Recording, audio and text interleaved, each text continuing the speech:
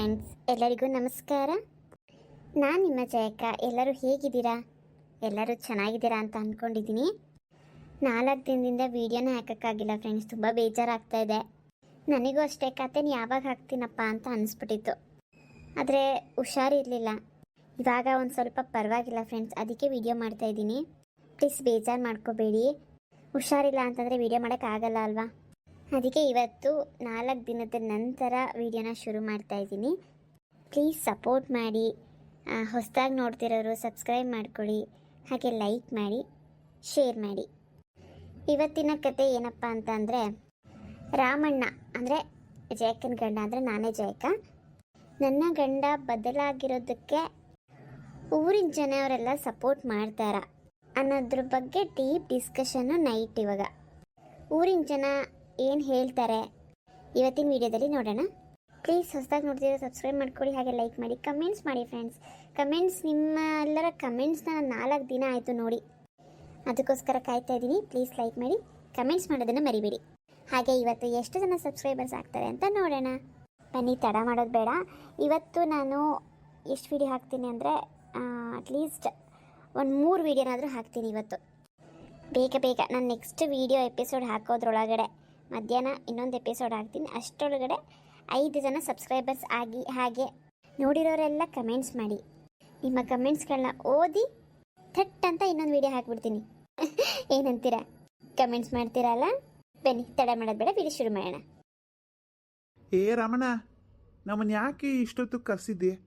ಉಂಡಿಗೆ ಮಲ್ಗೋ ಹೊತ್ತಲ್ಲಿ ನಿಂದೇನಣ್ಣ ನಿಂದು? ಬೆಳಗ್ಗೆ ಮಾತಾಡಿದ್ರೆ ಆಗ್ತಿರ್ಲಿಲ್ವೇ? ಹ್ಞೂನಣ್ಣ, ಏನು ನೀನು ಟೈಮ್ ಎಷ್ಟು ಅಂದ್ಕೊಂಡಿದ್ದೆ? 9 ಗಂಟೆ ಆಗೈತೆ. ಇಷ್ಟೊತ್ತಿಗೆ ನಾನು ಮನಿಕೊಂಬಿಟ್ಟಿರ್ತಿದ್ದೆ. ರಾಮಣ್ಣನ ಮಾತಾಡ್ಬೇಕಂತ ಅಂದ್ಬಿಟ್ಟು ಇವನವನಲ್ಲ ಅಲ್ಲಿ ಕೂತವನಲ್ಲ ಸಿಂಗ್ಲಿಕ್ಕ, ಎಲ್ಲರಿಗೂ ಹೇಳಿ ಕರ್ಕೊಬಂದ. ಅದೇನಪ್ಪ ಇದ್ದದ್ದು ವಿಷಯ ಅಂಥದ್ದು ಇಷ್ಟೊತ್ತಲ್ಲಿ ಮಾತಾಡಿರೋಂಥದ್ದು ಅಂದ್ಬಿಟ್ಟು ಎಲ್ಲ ಓಡೋಡಿ ಬಂದಿದ್ದೀವಿ. ಅದು ಏನಂತ ಹೇಳು. ಯಾಕಣ್ಣ ನಾನು ಸಿಂಗ್ಲಿಕ್ಕ ಅಂತೀ? ನನ್ನ ಹೆಸರು ಶಂಕರ ಅಂತ. ಸಿಂಗ್ಲಿಕ್ಕ ಅನ್ಬೇಡ ನೋಡಾಮೇಲೆ. ಇನ್ನೆಲ್ಲ ಮತ್ತೆ ನೋಡಕ್ಕೆ ಹಂಗಿದ್ದಿ. ಆಯ್ತು ಸುಮ್ಮನಿರಿ, ಎಲ್ಲರೂ ಸುಮ್ಮನಿರೀಗ. ಅದೇನು ಹೇಳ್ರಮ್ಮಣ್ಣ, ಇಷ್ಟೊತ್ತಲ್ಲಿ ಕರ್ಸಿದ ವಿಷಯ ಏನು? ಅದೇನಿಲ್ಲ ಕಣ್ರಪ್ಪ, ಮುಖ್ಯವಾದ ವಿಷಯ. ನೀವೆಲ್ಲ ಖಂಡಿತವಾಗ್ಲೂ ಸಹಾಯ ಮಾಡಲೇಬೇಕು ಕಣ್ರಪ್ಪ. ದಯವಿಟ್ಟು ನೀವೆಲ್ಲರಿಗೂ ಕೈ ಮುಗಿದು ಬಿಡ್ತೀನಿ. ಇದು ನಿಮ್ಮಿಂದ ಮಾತ್ರನೇ ಸಾಧ್ಯ. ಓ, ಗೊತ್ತಾಯ್ತು ಬಿಡಿ. ನಿಮ್ದಕ್ಕೆ 2 ಹೆಂಡತಿಗೂ ಮನೆ ಬಿಟ್ಟು ಹೋಗ್ಬಿಟ್ಟಿದ್ದೀರಲ್ಲ, ಅದ್ರದ್ದು ಬಗ್ಗೆ ಮಾತಾಡ್ಬೇಕಾ? ಅಜ್ಜಿ, ನಿಮ್ದಕ್ಕೆ ಬಾಯ್ದು ಮುಚ್ಕೊಂಡು ಸುಮ್ಮನೆ ಕೂತ್ಕೋತೀರಾ? ರಾಮಣ್ಣದು ಬದಲಿಗೆ ಯಾವುದು ಸಮಯದಾಗೆ ಏನು ಮಾತಾಡ್ಬೇಕು ಏನು ತಿಳಿಯೋದಿಲ್ಲ ನಿಮ್ಗೆ. ಈಗ ಜಯಕ್ಕ ಬೇಕು ಅಂತ ರಾಮಣ್ಣ ಕೇಳ್ತಾ ಇರೋದು, ಜಯಂದು ಅಕ್ಕ ಒಪ್ಕೋತಾ ಇಲ್ಲ. ಅದ್ರದ್ದು ಬಗ್ಗೆ ಮಾತಾಡಕ್ಕೆ ಅಲ್ವಾ ರಾಮಣ್ಣ ಕರ್ಸಿರೋದು ನಮ್ಮನ್ನ? ಸರಿಯಾಗಿ ಹೇಳ್ದೆ ಕಣವ, ನೀನು ಸರಿಯಾಗಿ ಹೇಳ್ದೆ. ಅದ್ರ ಬಗ್ಗೆ ಮಾತಾಡಕ್ಕೇನೆ. ರಾಮಣ್ಣ, ಅದು ನಿಮ್ಮ ಸಂಸಾರದ ವಿಷಯ, ನಾವೇನು ಮಾಡೋಕ್ಕಾಗ್ತದೆ? ನೀನು ಕೇಳು, ನೀನು ಹೆಂಡ್ತಿನ ಬಾ ಅಂತ. ನೀನೇ ಅಲ್ವ ತಪ್ಪು ಮಾಡಿದ್ದವಾಗ, ಮನೆ ಬಿಟ್ಟು ಕಳ್ಸಿದ್ದು ನೀನೇ. ಇಷ್ಟು ವರ್ಷ ಜಗಳ ಮಾಡಿಕೊಂಡು ಮನೇಲಿ ಎಲ್ಲ ಕಿತ್ತಾಡ್ಕೊಂಡು, ಮಕ್ಕಳು ಓಡ್ಕೊಂಡು, ಹೆಂಡ್ತಿ ಓಡ್ಕೊಂಡು, ನೆಮ್ಮದಿ ಹಾಳು ಮಾಡಿಕೊಂಡು, ನಮ್ಮ ಮಾತನ್ನು ಕೇಳ್ದೇನೆ ಅದು ಮಿತಿ ಮೀರಿ ಹೋಗ್ದವನು ನೀನೇ. ನಿನ್ನ ಸಂಸಾರನ ಹಾಳು ಮಾಡ್ಕೊಂಡಿರೋದು ನೀನೇ. ಈಗ ನಿನ್ನ ಸಂಸಾರ ನೀನೇ ಕಟ್ಕೊಬೇಕು. ಹೋಗಿ ಕೇಳು ನೀನು ಹೆಂಡ್ತಿನ ಬಾ ಅಂತ. ಬರಲಿಲ್ಲ ಅಂದರೆ ಕೈಯ ಕಾಲ ಹಿಡ್ಕೊಳಪ್ಪ. ಹೌದು ರಾಮಣ್ಣ, ನಾವೇನು ಮಾಡೋಕ್ಕಾಗುತ್ತೆ ಅದಕ್ಕೆ? ಇಂದು ಉಂಟು, ನಿಂದು ಹೆಂಡ್ತಿದ್ದು ಉಂಟು. ನಾವು 3ನೇವರಪ್ಪ. ನಿಮ್ಮದು ಸಂಸಾರದ ವಿಷಯಕ್ಕೆ ನಾವು ತಲೆ ಹಾಕೋಕ್ಕಾಗತ್ತಾ? ನೋಡ್ರಮ್ಮಣ್ಣ, ಹುಡುಗದ ವಿಷಯ ಆದರೆ ಬೇಕಾದ್ರೆ ತಲೆ ಹಾಕ್ಬೋದು. ಯಾರ್ಯಾರು ಅಂದ್ರ, ಏನಾರು ಮಾಡಿದ್ರಾ, ಯಾವನ ಏನಾದರೂ ಅಂದನ ಬೆದರಿಕೆ ಹಾಕದ್ನ ನನಗೆ ಹೇಳು, ನಾನು ನೋಡ್ಕೊತೀನಿ ಒಂದು ಕೈಯೇ. ಆದರೆ ಈ ಸಂಸಾರದ ವಿಷಯಕ್ಕೆ ಮಾತ್ರ ತಲೆ ಹಾಕಲ್ಲಪ್ಪೋ. ಬೇಡ, ನಮಗೆ ಬೇಡ. ದಯವಿಟ್ಟು ಎಲ್ಲರೂ ಸುಮ್ಮನಿರಿ. ರಾಮಣ್ಣ ಏನಕ್ಕೆ ಕರೆಸಿರೋದು, ನಾವೇನು ಮಾಡಬೇಕು, ನಮ್ಮಿಂದ ಏನು ಸಹಾಯ ಆಗಬೇಕು ಅನ್ನೋದನ್ನ ಕೇಳೋಣ. ಒಂದು ಸಂಸಾರ ಒಡೆದೋಗಿದೆ, ಅದನ್ನು ಕೂಡಿಸಿದ್ರೆ ನಮಗೆ ಅಲ್ವಾ ಪುಣ್ಯ? ಒಬ್ರು ಜೀವನ ಕಟ್ಕೊಟ್ರೆ ನಮ್ಮೂರಿಗೆ ಒಳ್ಳೆಯ ಹೆಸರು. ರಾಮಣ್ಣಂಗೆ 3 ಜನ ಮಕ್ಕಳಿದ್ದಾರೆ, ಅದರಲ್ಲಿ 2 ಹೆಣ್ಣು ಮಕ್ಕಳಿದ್ದಾರೆ. ಅವ್ರ ಭವಿಷ್ಯದ ವಿಷಯವಾಗಿ ನೋಡ್ಬೇಕಲ್ವ ನಾವು. ಹೌದು ಅಣ್ಣವ್ರೆ, ರಾಮಣ್ಣವರು ಬದಲಾಗಿರೋದು ನಿಜನೇ. ಶಾಂತಕ್ಕನ್ನ ಕೇಳಕ್ಕೆ ಬಂದಾಗ ನಾನು ಬದಲಾಗಿದ್ದೀನಿ, ನನ್ನನ್ನು ನಂಬು ಅಂತ ನಾನು ಅಲ್ಲೇ ಇದ್ದೆ. ರಾಮಣ್ಣ ನಿಜವಲ್ಲೂ ಬದಲಾಗಿದ್ದಾರೆ. ಜಯಕ್ಕನ ಸಂಸಾರ ಸರಿ ಹೋಗ್ಬೇಕು ಅಂತ ನನಗೂ ಆಸೆ ಇದೆ. ದ್ವೇಷ ಮಾಡೋಕ್ಕೆ ಇವರಿಬ್ಬರೇನು ಶತ್ರುಗಳಲ್ಲ, ಗಂಡ ಹೆಂಡತಿ. ಆಗಬಾರ್ದು ಆಗೋಯ್ತು. ಜೀವನದಲ್ಲಿ ಒಂದು ಪಾಠ ಕಲಿತೆ ಅನ್ಕೋಬೇಕು ಜಯಕ್ಕ. ಈ ರಾಮಣ್ಣನೂ ಅಷ್ಟೇ, ಕಷ್ಟ ಕಾಲ ಬಂದಾಗ ಹೆಂಡತಿನಿ ಕೊನೆಗಾಗೋದು ಅನ್ನೋದನ್ನ ತಿಳ್ಕೊಂಡೈತಿ ಈಗ ರಾಮಣ್ಣ. ಏನು ರಾಮಣ್ಣ, ಈಗನ ತಿಳ್ಕೊಂಡಿದ್ದಿ ತಾನೆ? ನಾನು ನಿಮ್ಮನ್ನೆಲ್ಲ ಹೆಂಗೆ ನಂಬಿಸ್ಬೇಕು ಅಂತ ನನಗೆ ಗೊತ್ತಿಲ್ಲ. ಕಣ್ಣೀರು ಹಾಕಿದ್ರೆ ಗಂಡ್ಸಾಗಿ ಕಣ್ಣೀರು ಹಾಕ್ತೀಯ ಛೀ ಅಂತ ಅನ್ಸ್ಕೊಳಕ್ಕೂ ನನಗಿಷ್ಟ ಇಲ್ಲ. ಆದರೆ ನಾನು ಬದಲಾಗಿರೋದು ನಿಜವಾಗ್ಲೂ ಸತ್ಯ. ನನ್ನ ಜಯ ಪೂಜೆ ಮಾಡೋ ರಾಘವೇಂದ್ರ ಸ್ವಾಮಿ ಮೇಲೆ ಆಣೆಗೂ ನಾನು ಬದಲಾಗಿದ್ದೀನಿ. ನಾನು ಯಾರನ್ನ ನಂಬಿಸ್ಬೇಕು ಅಂತ ನಾನು ನಿಮ್ಮನ್ನೆಲ್ಲ ಕರೆಸಿಲ್ಲ, ನಿಮ್ಮನ್ನೆಲ್ಲ ನಂಬಿಸ್ಬೇಕು ಅಂತ. ಆದರೆ ನಾನು ಎಂಥ ಪಾಪದ ಕೆಲಸ ಮಾಡಿದ್ದೀನಿ ಅಂತ ಪ್ರಾಯಶ್ಚಿತ್ತ ಪಡ್ತಾ ಇದ್ದೀನಿ. ನಾನು ಕಾಯ್ತೀನಿ, ಜಯಂಗೋಸ್ಕರ ನಾನು ಕಾಯ್ತೀನಿ. ಅವಳು ಒಳ್ಳೆ ನನಗೆ ನಂಬಿಕೆ ಇದೆ, ಅವಳು ನನ್ನ ಹತ್ರ ಬಂದೇ ಬರ್ತಾಳಂತ. ಆದರೆ ನನ್ನಿಂದ ನಿಮ್ಮೆಲ್ಲರಿಗೂ ಕೂಡ ಬೇಜಾರಾಗಿರ್ಬೋದು. ಏನಪ್ಪ ಇವನು ನಮ್ಮೂರಲ್ಲಿ ಎಂಥ ಕೆಟ್ಟ ಮನುಷ್ಯ ಇದ್ದಾನೆ ಅಂತ ನೀವೆಲ್ಲ ನನಗೆ ಶಾಪಗಳನ್ನ ಹಾಕಿರ್ಬೋದು. ನನ್ನ ಸಂಸಾರ ಉಳಿಸಿ ಅಂತ ನಾನು ನಿಮ್ಮನ್ನು ಕೇಳ್ತಾ ಇಲ್ಲ. ಇಷ್ಟು ವರ್ಷ ಮಾಡಿದ ಪಾಪಕ್ಕೆ ಕ್ಷಮೆ ಕೇಳ್ತಾ ಇದ್ದೀನಿ. ಮತ್ತು ನಿಮ್ಮಲ್ಲೂ ಒಬ್ಬನಾಗಿ ಬದುಕೋ ಅವಕಾಶ ಮಾಡಿಕೊಡಿ. ನನ್ನನ್ನು ನೀವೆಲ್ಲ ಮಾತಾಡ್ತಿದ್ದ ರೀತಿನೇ ಬೇರೆ. ಆದರೆ ಇನ್ಮೇಲೆ ಹಳೆ ರಾಮಣ್ಣ ಅಲ್ಲ. ನಿಮ್ಮೆಲ್ಲರಲ್ಲೂ ಒಬ್ಬನಾಗಿರೋಕ್ಕೆ ಇಷ್ಟಪಡೋ ರಾಮಣ್ಣ. ನನ್ನ ಬಗ್ಗೆ ನಿಮ್ಮ ಮನಸ್ಸಲ್ಲಿ ಏನಾದರೂ ಕೆಟ್ಟ ಅಭಿಪ್ರಾಯ, ಕೋಪ ಇದ್ದರೆ ದಯವಿಟ್ಟು ಅದೆಲ್ಲ ಮನಸ್ಸಿಗೆ ಹಾಕೋಬೇಡಿ. ಒಂದು ಒಳ್ಳೆ ಮನುಷ್ಯ ಆಗಿ ಬದುಕೋ ಅವಕಾಶ ಮಾಡಿಕೊಡಿ. ನನ್ನಲ್ಲೂ ಒಂದು ಒಳ್ಳೆತನ ಇದೆ, ಅದು ಈಗ ಹೊರಗಡೆ ಬಂದಿದೆ. ಇನ್ಮೇಲೆ ನನ್ನನ್ನು ಮಾತಾಡಿಸಿ ನನಗೂ ಒಂದು ಚೂರು ಮರ್ಯಾದೆ ಕೊಡಿ. ಅದು ನಿಮ್ಮಿಷ್ಟ. ನಾನು ಬದಲಾಗಿರೋದಂತೂ ನಿಜ. ಮಾತಾಡದೆ ಮಾತ್ರ ಇರಬೇಡ್ರಪ್ಪ.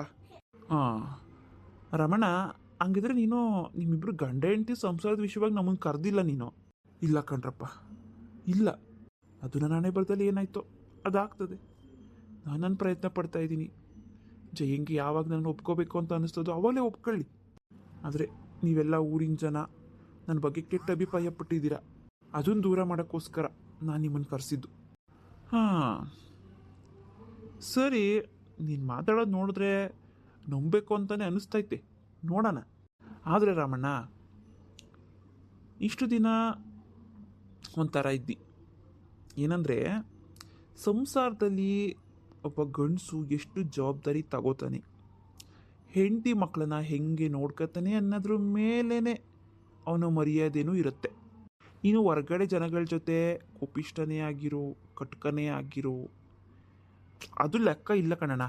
ಆದರೆ ಸಂಸಾರದಲ್ಲಿ ನೀನು ಒಳ್ಳೆ ತಂದೆ, ಒಳ್ಳೆ ಗಂಡ, ಒಳ್ಳೆ ಮಗ ಆಗಿಬಿಟ್ರೆ ಹೊರಗಡೆ ನಿನಗೆ ಬೇಡ ಅಂದರೂ ಮರ್ಯಾದೆ ಸಿಗ್ತದೆ. ನಿನ್ನ ನೋಡಿ 4 ಜನ ಕಲಿಯೋ ಥರ ಇರಬೇಕು, ಬದುಕೋ ಥರ ಇರಬೇಕು, ಮಾದರಿ ಆಗಿರಬೇಕು. ಖಂಡಿತವಾಗ್ಲೂ ಇನ್ಮೇಲೆ ನಾನು ಹಾಗೆ ಇರೋದಕ್ಕೆ ಪ್ರಯತ್ನ ಪಡ್ತೀನಿ. ನಾನು ಯಾರನ್ನೂ ದ್ವೇಷ ಮಾಡಲ್ಲ, ಯಾರಿಗೂ ಕೆಟ್ಟದ್ದು ಬಯಸಲ್ಲ. ಈಗ ಕುಡ್ತಾನೆ ಬಿಟ್ಬಿಟ್ಟಿದ್ದೀನಿ, ಹಾಳಾದ ಕುಡ್ತಾನೆ ಬಿಟ್ಬಿಟ್ಟಿದ್ದೀನಿ ನಾನು. ನಿಜವಲ್ಲೂ ಕುಡ್ತಾ ಬಿಟ್ಟ ರಾಮಂದು ಅಣ್ಣ? ನೀ ಕುಡ್ತಾ ಬಿಟ್ಟ? ನಿಜನಾ? ಹ್ಞೂನಪ್ಪ, ಹ್ಞೂ ಬಿಟ್ಟೆ. ಈ ಕುಡ್ತದಿಂದನೇ ನಾನು ಅರ್ಧ ಹಾಳಾಗ್ಬಿಟ್ಟಿದ್ದು, ನನ್ನ ತಲೆ ಕೆಟ್ಟಿದ್ದು. ಹಾಳಾದ ಕುಡ್ತಾನ ಬಿಟ್ಟುಬಿಟ್ಟೆ ನಾನು. ಇನ್ನು ಯಾವತ್ತೂ ಜೀವಮಾನದಲ್ಲಿ ಮುಟ್ಟಲ್ಲ ಅದನ್ನು. ಹಂಗಾರ ರಾಮಣ್ಣ, ಈಗ ಉದ್ಧಾರ ಆಗ್ತೇ ಬಿಡು. ಈಗ ನನಗೆ ನಂಬಿಕೆ ಬರ್ತಾಯಿತ್ತು ನಿನ್ನ ಮೇಲೆ. ರಮಣ್ಣ, ಜೀವನದಲ್ಲಿ ಒಳ್ಳೆ ಕೆಲಸ ಮಾಡಿದ್ದಿ. ಕುಡ್ತದಿಂದ ಎಷ್ಟೋ ಸಂಸಾರಗಳು ಹಾಳಾಗೋಗಿದ್ದಾವೆ, ನಿಂದು ಕೂಡ. ನೀನು ಕುಡ್ತಾ ಬಿಟ್ಟೆ ಅಂತ ಅಂದರೆ ನೀನು ಕರೆಕ್ಟಾಗಿ ಸಂಸಾರ ಮಾಡ್ತೀಯ ಅಂತ ನನಗೆ ಈಗ ನಿನ್ನ ಮೇಲೆ ನಂಬಿಕೆ ಬರ್ತಿದೆ. ನೀನು ಮತ್ತೆ ಏನಾದ್ರು ಶುರು ಮಾಡ್ಕೊಂಡೆ, ನೀನು ಯಾವತ್ತೂ ಎದಳಕ್ಕಾಗಲ್ಲ ನೋಡು. ಇಲ್ಲಪ್ಪ, ಇಲ್ಲ ರವಿ, ಇನ್ಯಾವತ್ತೂ ಕುಡ್ತಾ ಮುಟ್ಟಲ್ಲ. ನಮ್ಮ ಮನೆ ದೇವ್ರ ಮೇಲೆ ಆಣೆಗೂ. ರಾಮಣ್ಣ ಪಾಪ ಇಷ್ಟೊಂದು ಹೇಳ್ತೈತೆ ಅಂದಮೇಲೆ ರಾಮಣ್ಣ ನಂಬಲೇಬೇಕು. ಏನಂತೀರಾ? ಇಷ್ಟೆಲ್ಲ ಹೇಳಿದ್ಮೇಲೆ ನಂಬಬೇಕು ಅಂತ ನನಗೂ ಅನ್ನಿಸ್ತೈತೆ. ಆದರೆ ರಾಮಣ್ಣ, ನೀ ಮೊದಲು ನೀನು ಸಂಸಾರ ಸರಿ ಮಾಡ್ಕೊಂಡು, ನೀನು ನಮ್ಮ ಬಗ್ಗೆ ತಲೆ ಕೆಡಿಸ್ಕೊಬೇಡ. ನೀನು ಒಳ್ಳೆಯವನಾಗ್ತೀಯ ಅಂದರೆ ನಾವು ನಿಮ್ಮ ಕಡೆ ಇರ್ತೀವಿ.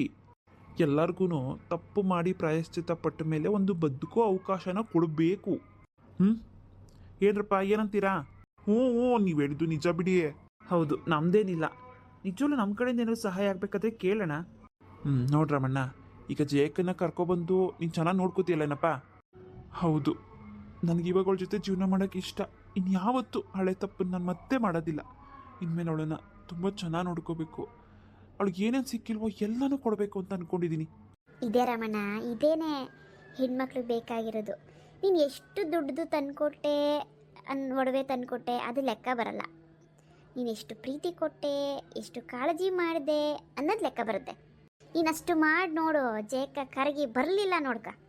ನೋಡ ರಮಣ, ಎಲ್ಲ ಎಷ್ಟು ನಿನಗೆ ನಿನ್ನ ಪರ ಮಾತಾಡ್ತಾವ್ರೆ, ಎಷ್ಟು ಸಹಾಯ ಮಾಡ್ತಾವ್ರೆ. ಖಂಡಿತವಲ್ಲೂ ಬತ್ತಾಳೆ, ಸುಮ್ಮನಿರ. ನೋಡಮ್ಮ, ಆಮೇಲೆ ನಿಂದು ತಪ್ಪಾಯ್ತು ನೋಡು. ಮಗಂಗೆ ಬುದ್ಧಿ ಹೇಳೋ ಟೈಮಲ್ಲಿ ಬುದ್ಧಿ ಹೇಳಲಿಲ್ಲ. ನೀನು ಬಾಯಿಗೆ ಬಂದಂಗೆ ಮಾತಾಡಿದಿ ಸೊಸೆಗೆ. ಸೊಸೆ ಅಂದರೆ ಕೆಲಸದೋಳು ಅಂತ ಯಾಕೆ ಅನ್ಕೋತೀರಾ? ನೀವು ಮಾಡೋದು ನೋಡಿ ನಿಮ್ಮ ಸೊಸೆ ಎದುರು ಮಾಡ್ತಾರೆ ಮುಂದಕ್ಕೆ ವಯಸ್ಸಾದಾಗ. ನೀವು ಹೇಳ್ಕೊಡೋ ಪಾಠನ ಇದು? ತಪ್ಪಾಯ್ತು ಕಣಪ್ಪ, ತಪ್ಪಾಯ್ತು. ನನಗೆ ಅರಿವಾಗಲಿಲ್ಲ. ನನಗೆ ನಮ್ಮ ಅತ್ತೆದಿರು ಹಂಗೆ ಮಾಡಿದ್ರು, ನಾವು ಹಂಗೆ ಮಾಡಿಬಿಟ್ವಿ. ಈಗ ಗೊತ್ತಾಗ್ತೈತಿ. ಇನ್ಯಾವತ್ತೂ ಮಾಡಲ್ಲಪ್ಪ, ಇನ್ಯಾವತ್ತೂ ಮಾಡಲ್ಲ. ನನ್ನ ಮಗಳು ಹೆಂಗೋ, ನನ್ನ ಸೊಸೆನೂ ಹಂಗೆ ಅಂತ ನನಗೆ ಈಗ ಅರ್ಥ ಆಗೈತೆ. ನಾವು ನಮ್ಮ ಸೊಸೆ ತಿರುಗಿ ಮಾಡಿದ್ರೆ ಇನ್ನೊಬ್ರು ನಮ್ಮ ಮಕ್ಕಳಿಗೆ ಮಾಡ್ತಾರೆ. ಇನ್ಯಾವತ್ತೂ ಮಾಡಲ್ಲ, ಇನ್ಯಾವತ್ತೂ ಮಾಡಲ್ರಪ್ಪ, ಇನ್ಯಾವತ್ತೂ ಮಾಡಲ್ಲ. ನನ್ನ ಸೊಸೆ ನನ್ನ ಮನೆಗೆ ಬಂದುಬಿಟ್ರೆ ಸಾಕು ನನಗೆ. ನನ್ನ ಮೊಮ್ಮಕ್ಕಳು ನನ್ನ ಜೊತೆಗಿದ್ರೆ ಸಾಕು, ಸಾಕು, ಇನ್ನೇನು ಬೇಡ. ನಮ್ಮ ಸಂಸಾರ ಹಾಲು ಜನಿದ್ದಂಗಿರ್ತದೆ. ನೋಡ್ರಪ್ಪ, ನಿಮ್ಮ ಕೈ ಮುಗಿತೀನಿ. ಯಾರಾದರೂ ಹೋಗಿ ಒಂಚೂರು ಬುದ್ಧಿ ಹೇಳಂಗಿದ್ರೆ ಹೇಳಿ. ಬುದ್ಧಿ ಹೇಳೋದಕ್ಕಿಂತ ತಪ್ಪು ನಮ್ಮದೇ ಐತೆ. ನಮಗೆ ಬುದ್ಧಿ ಹೇಳ್ಬೇಕಷ್ಟೇ. ಯಾರಾದರೂ ಎಲ್ಲ ಸೇರ್ಕೊಂಡು ನಮಗೆ ಬುದ್ಧಿ ಹೇಳಿದ್ದೀರಾ. ನಮ್ಮ ತಪ್ಪೇನು ಅಂತ ನಮ್ಗೆ ಅರಿವಾಗೈತಪ್ಪ. ಈಗ ನ್ಯಾಯವಾಗಿ ಸಂಸಾರ ಮಾಡೋಕ್ಕೆ ಏನಾದರೂ ಸಹಾಯ ಮಾಡಿ. ರಾಮಂದು ಅಣ್ಣ, ಸಹಾಯ ಅಂತ ಅಂದರೆ ನಾವು ಜೇಕಂದಕ್ಕೂ ಮನೆಗೆ ಹೋಗಿ ನೀವು ಸರಿಗೆ ಹೋಗಿದ್ದೀರಾ, ಚೆನ್ನಾಗಿರಿ ಅಂತ ನಾವು ಹೇಳೋದಕ್ಕೆ ಆಗಲ್ಲ. ಯಾಕಂದರೆ ಅವ್ರ ಕಷ್ಟ ಅವ್ರಿಗೆ ಗೊತ್ತು. ಇಷ್ಟು ವರ್ಷ ನಿಮ್ಮದು ಸಹಾಯ ಇಲ್ಲದೆ ಅವ್ರು ಬದುಕಿದ್ದಾರೆ, ಮಕ್ಕಳನ್ನ ಸಾಕಿದ್ದಾರೆ. ನಿಮ್ಮ ಪ್ರಯತ್ನ ನೀವು ಮಾಡಿ ನೋಡೋಣ. ರಾಮಂದು ಅಣ್ಣ, ನಾನು ನಾಳೆ ಹೋಗಿ ಜಯಂದು ಅಕ್ಕನ ಹತ್ರ ಒಂದ್ಸರಿ ಮಾತಾಡ್ತೀನಿ. ಆದರೆ ಮಕ್ಕಳದು ಮನಸ್ಸಲ್ಲಿ ನಿಮ್ಮ ಬಗ್ಗೆ ಕೆಟ್ಟ ಅಭಿಪ್ರಾಯ ಇದೆ, ಅದನ್ನು ತೆಗೆಯೋ ಜವಾಬ್ದಾರಿ ನಿಮ್ಮದು. ಹೂನಪ್ಪ ರಾಮಣ್ಣ, ಮಕ್ಕಳು ಮನಸ್ಸಿಗೆ ದೊಡ್ಡ ಪರಿಣಾಮನೇ ಬೀರೈತೆ ನೀನು ನಡ್ಕೊಂಡಿರೋ ಕೆಟ್ಟ ರೀತಿಯಿಂದ. ತಂದೆ ಆದನು ಯಾವತ್ತೂ ಮಕ್ಕಳ ಹತ್ರ ಕೆಟ್ಟ ರೀತಿ ನಡ್ಕೋಬಾರ್ದು. ಹೊಡೆಯೋದು, ಬಡಿಯೋದು, ಹಿಂಸೆ ಕೊಡೋದು, ಹೆಂಡತಿ ಹೊಡಿಯೋದು, ಬೈಯೋದು ಅವ್ರಗಳ ಮುಂದೆ, ಹೀಗೆಲ್ಲ ಮಾಡಿದ್ರೆ ಮಕ್ಕಳು ಮನಸ್ಸು ಹೆಂಗೆ ಅಂತಂದರೆ ಎಷ್ಟು ಸೂಕ್ಷ್ಮ ಅಂದರೆ ಸೂಕ್ಷ್ಮ ಕಣಪ್ಪ. ಹೆಂಗೆ ಬೇಕಾದ್ರೆ ಪರಿಣಾಮ ಬೀರ್ಬಿಡ್ಬೋದು, ಹೆಂಗೆ ಬೇಕಾದರೂ. ಬೇಕಾದ್ರೆ ಬದುಕೋದೇ ಬೇಡ, ಸತ್ತೇ ಹೋಗ್ಬಿಡೋಣ ಅನ್ನೋಂಥ ಮಕ್ಕಳು ಇದ್ದಾರೆ. ಸದ್ಯ ದೇವ್ರ ದಯದಿಂದ, ಜೇಕನ್ ಪ್ರೀತಿಯಿಂದ ಏನೂ ಆಗಿಲ್ಲ ಅಂಥದ್ದು.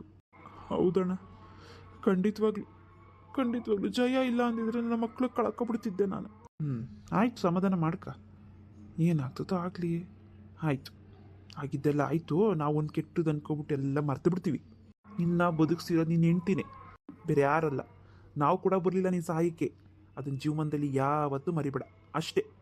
ಗಂಡಂಗೆ ಹೆಂಡ್ತಿ, ಹೆಂಡ್ತಿಗೆ ಗಂಡ, ಇದೇ ಶಾಶ್ವತ. ತಿಳ್ಕೊಂಬಿಡು. ಮಕ್ಕಳ ಮೇಲೆ ನಂಬಿಕೆ ಇಡಬೇಡ ಬೇಕಾದ್ರೆ. ಆಯ್ತಣ್ಣ, ಆಯಿತು.